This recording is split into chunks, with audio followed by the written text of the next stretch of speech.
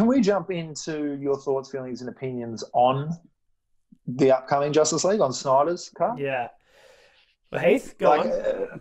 Because I don't know a great deal about his entire vision.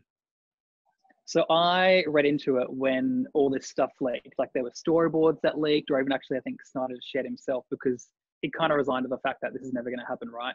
And all these people were campaigning for Snyder's original vision, which he promises is completely different, right?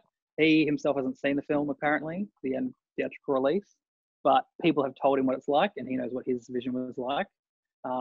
And from what I can understand, it is completely different. Like there's extra characters in it, like the Martian Manhunter and Green Lantern apparently are both cameo in it at some point.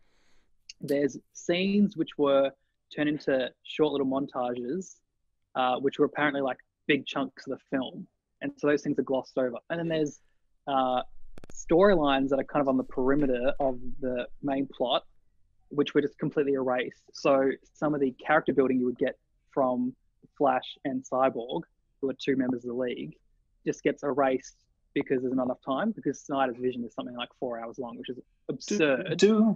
Do we need that extra context? Like, I think it was a complicated, confusing film as it is. Like, do we need that additional context? I know we need it in terms of like, yes, we need to understand more about those characters, but the issue being that they were just trying to force these characters down people's throats so they could have the Justice League versus the Avengers. So that's the thing. I think you needed more of this character development because they didn't have their own films yet, right? Only Batman and Superman did. And then Wonder Woman had this small little, cameo at the end of BVS. So you then go into this ensemble film, but I don't even know who the hell these people are. And Snyder had planned on going into them, like their storylines a little bit, going into why Cyborg is like how he got injured, going into how the Flash got his powers and like his side story. And those are essentially kind of backdoor pilots, if you're going to talk TV terms, into their upcoming spin-offs, because DC were doing this backwards, right? Let's have them all together.